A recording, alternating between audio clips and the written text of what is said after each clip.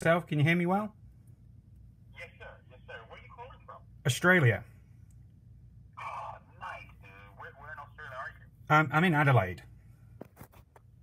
I know Adelaide. Adelaide is good. I actually was dating a woman from Adelaide for a little while. Oh, really? Okay. Yeah, yeah. It's a nice part of the world. They had that cool Minty store there, Midwest Trading, right? Yeah, yeah. Store? Yeah, so it's great. Oh, excellent, excellent. Okay. How long ago was that? Well, the last time I was there is when we were on when GNR and Adelaide was on tour. Would have been like 17, I think, 2017. Yeah, 2017. Yeah. Yeah. Oh, excellent, excellent. All right. Well, I'm glad we've got a connection, which is pretty cool. That's a good start. Good start. How's your day been so far? So far, my day's been fine. I mean, I'm living out in the desert of California, so it's real quiet, safe here. So everything's kind of the same right now. But my day's been going well. How about you? Yeah. We're in Adelaide. I don't know if you know what's been going on in Australia, but the borders to Victoria have like Melbourne, they've shut down because of the whole COVID thing. Yes. But South Australia, we've had like 2 cases in 2-3 months. So it's a bit weird in a sense that we're being impacted by what's happening in Melbourne and Sydney, but we actually don't have any cases. So people are losing their jobs and shit, but we don't have any. It's like weird. We just don't have any cases. So it's like people just wandering around. It's a bit weird. It's definitely a weird time. Are people like practicing safe distance and social distancing and wearing masks and stuff like that there? Yeah. I mean, we're still pretty on it in Adelaide. One of the reasons why Melbourne got the second wave. Oh, wait till you hear this. So one of the so Melbourne, Australia had kind of done quite well. We kind of got away with it, and then there was somebody come in from overseas and lived in a tower apartment block, and they'd copped it, and then somebody else had copped it in the apartment block. So what the government did was shut the block down. There was only a handful of people in there, and it got security guards on there to stop people from leaving the building. Do the isolation. And this is the part that it really goes completely out of whack. One of the security guards ended up sleeping with one of the residents who had COVID. He then went to a wedding, spread it at this wedding, bang, Victoria's gone through the roof at that point. Like the way I view it, like a zombie movie. Like when people are like, yeah, we've got to do the right thing, and then one person escapes.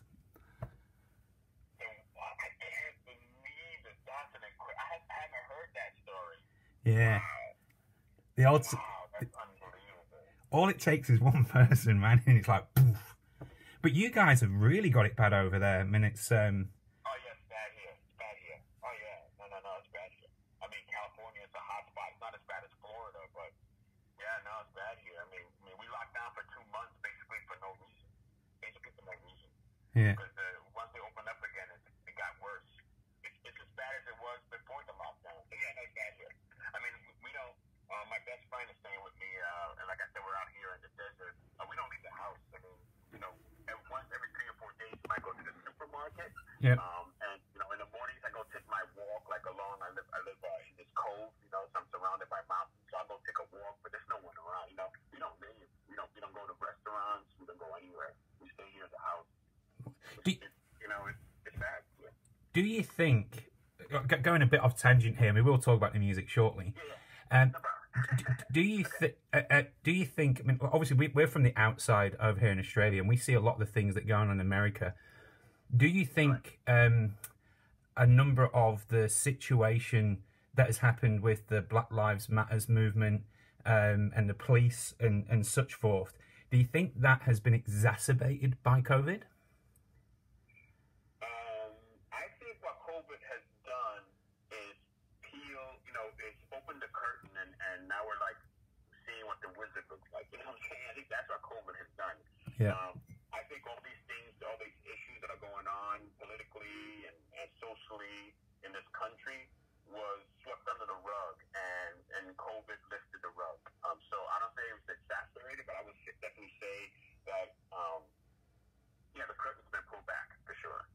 Okay. Sure. Yeah, but when I know, like, I know over here that some of the concept that we had with things that happened was with people being locked down for 4 or 5 weeks and 2 months or whatever. It was it kind of this, you know, we're not going to take this anymore. We're not going to take this anymore because they'd been so locked away. But I'm sure there's lots of factors than just the one. Yeah, for sure. All right, so let's actually talk about the music. That's why I give you the call. Let me ask you something. Yeah. So, I'm sorry, how do you pronounce your first name? Are you Ian or Liam? It's, How do you pronounce your first name? it is Ian. So I'm from Scotland originally, so that's how we spell Ian. I mean, so you have the same name as the guy from, what's the name of that? Oh, Jesus Christ. I'm having a senior moment. I love that band. Echo and the Bunnymen? Yeah, Echo and the Bunnymen. Yeah. Also? That's awesome, dude. That's, Echo and the Bunnymen. Wait, when I was in the Ferrer, we did a couple of runs with them, and it was so much fun. And that guy's like a full-on rock star, Ian McClure. Such a good rock star. that's what you want. Oh, you're not the first person in my, because even though I was born in Scotland, I was actually raised in England and now I live in Australia. And a lot of people, because of, like you've just seen it there, when it comes through, the I looks like an L. The amount of people who call me Lane, I just deal with it now. I'm just like, yeah, okay, you can call me what you want. I don't give a shit. So. But anyway, that's cool. That's cool. So you were born in Scotland. How long did you actually live in Scotland? So I lived in Scotland for 2 years, and then we moved to England. And then whereabouts? In England, Manchester. Oh, wow, cool. Wicked, man, dude. That's cool. Yeah, and that. Great music in Manchester. Manchester's yeah. So I mean, I'm a big like, as I know you're from like Brooklyn, New York, and I'm a big one. I know a lot of people think I'm from Brooklyn. I was born and raised in Manhattan, New York City. Manhattan. That's Brooklyn. I know a lot of people think I'm from Brooklyn. That's all right. I love Manhattan. If money was no object, that would be the place I would live in a heartbeat. Love it. I just love the vibrancy of it, and I'm one of them people who every year I try and go to a different city that has generated music. So Manchester, or New York, San Francisco, somewhere where a scene has been developed, because you get a real sense of why that music became so popular. And Manchester, you're right, is one of them. That's a great music town. Great. Yep. So your band. So you're in So this interview's being pushed for more for Pssr, which is you got an album coming out in December. I tried to do some research on the band, and it actually isn't an awful lot, other than I'm figuring that Eric started the band in around about 2014, 2015. So where do you come into that? I can give you a little rundown on Pssr. So back in the late '90s, Richard Fortus, Eric Jacobson, or Eric J. Toast, aka Eric J. Toast, and I were in a band together called Honky Toast that got signed to Epic. Sony 550 was the actual label. Mm-hmm. And we did a record. This would have been like 1998 or 99 or so. And we did a record, and we got dropped and the whole nine, right? Richard and I go off and start doing other things.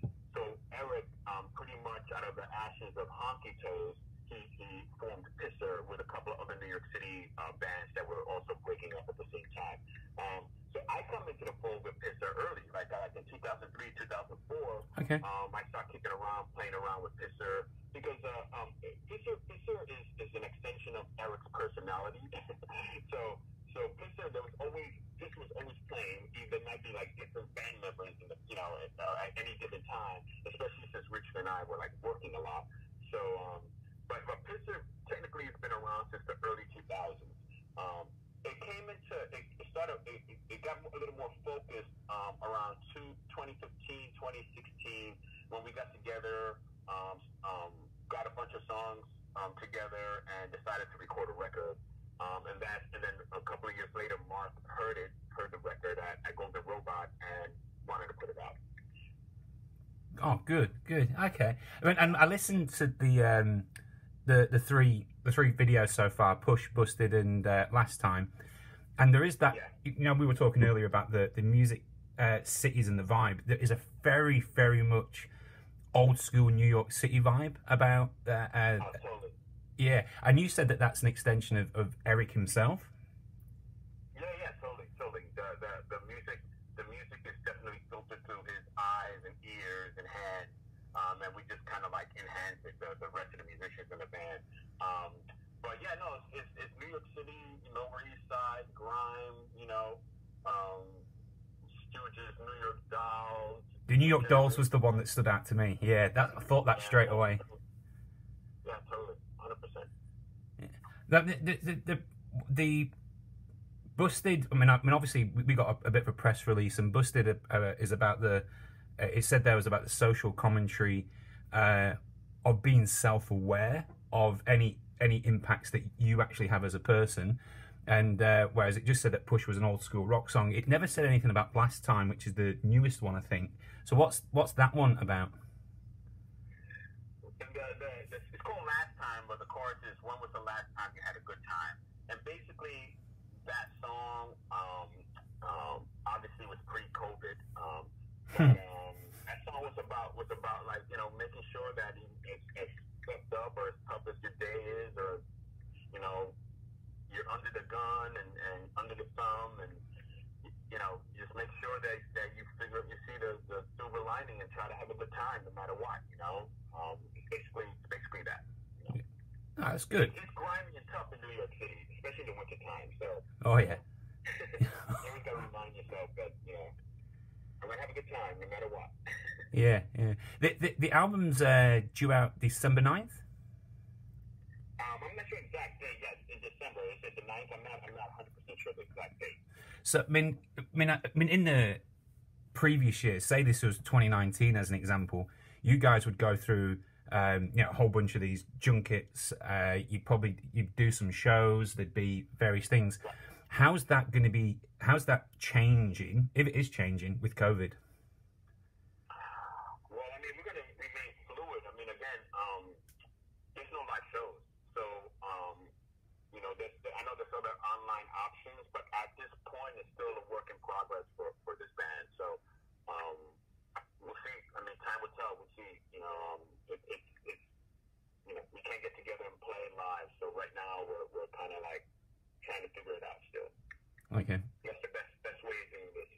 I mean, this is a live band experience. I mean, this is, just Eric is like a cross between, Iggy Pop and Bon Scott. You have to see it. Yeah. So I don't know how we're going to get that across, but yeah, we're hopeful that we can in some way. Yeah, I said. You guys are doing well down there. I'm sorry, I don't mean to cut you off. You guys are doing well down there. Maybe it's the situation where we get to go down there and play first before we can. I don't know. We'll see. Oh yeah, yeah. I mean, I certainly get the impression, like you said there. I mean, even from watching, I think the video for Busted is kind of more of a live video, and you do get that. Yeah, you do get that impression that that's one of them. I was having this chat with somebody the other day, actually, that I sometimes find shows choreographed, and I don't like that. I don't like that it's choreographed. I like to be able to watch a show and go, "That's rock and roll." I'm going to see that at this show that I'm not going to see at any other show when I watch this band. And I kind of get the impression that's what you guys have. That kind of anarchy that's in there. That who knows what's going to fucking happen. Is that what you find? We definitely ride Eric's way for sure. I mean, at any given moment, he might be off on doing some tangent, and we're gonna have to be right there on him. I mean, if you come to the show to see, like, to hear the record, like, note for note, then stay home, because it's not. It's gonna be a whole different experience for sure. Good. Yeah, we just it's Eric's energy. Eric is one of the greatest frontman that no one's ever heard of, in my opinion. So yeah, we definitely vibe off his energy for sure. Excellent. I do have to ask, and I know we're to stay away from your other band, but we've got the email. Stay away from it as much as possible. So. But I will ask the one question, because I'll get shot if I don't ask the question. So do forgive me in advance. What's the situation? What's the situation with the new album in your main band? So I'll just let Matt I just let them handle it. You know, I mean, I know everybody's working towards the same goal. Obviously, we have to get over this pandemic, but you know, that's a question for management. I'll let them handle that. Fair enough. Don't mind. Yeah. Look, at least I asked the question, and I can go, "Hey, I asked it," and that's fine. I can walk off. That's good. Yeah. So, I mean, obviously, the main band do things in big clumps, and then there's big gaps, and that's why you go and do stuff with the likes of Pssr, and you've done various other bands in the past, like the Dead Daisies, who we know down here in Australia, of course, and a few other things. I mean, what other have you got other projects going on at the moment? At this very moment, right now, at this moment, there's not. Pssr is my main focus right now. Here, you know, during this time. So I don't have any other projects going on right now other than Pssr. That's fair. That's fair enough. And with the album, I mean, there's how many tracks? I mean, we don't know too much about the album other than December, and you've got the 3 songs so far.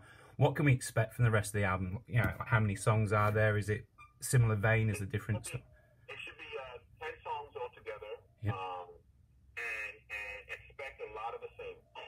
Very punk rocky, very grimy, some funky stuff. You know, it's gonna sound like you're taking a stroll to, you know, on Avenue A on a Saturday night. That's what it's gonna sound like.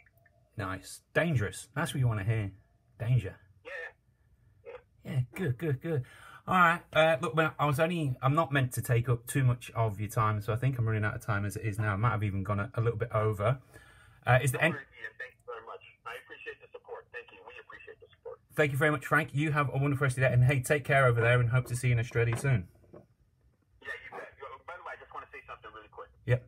Are you still there? Yeah. Australia is my favorite country in the whole wide world. I'll pop that in there. Don't worry. All right, Ian. Take care. God bless. You too, Frank. Bye.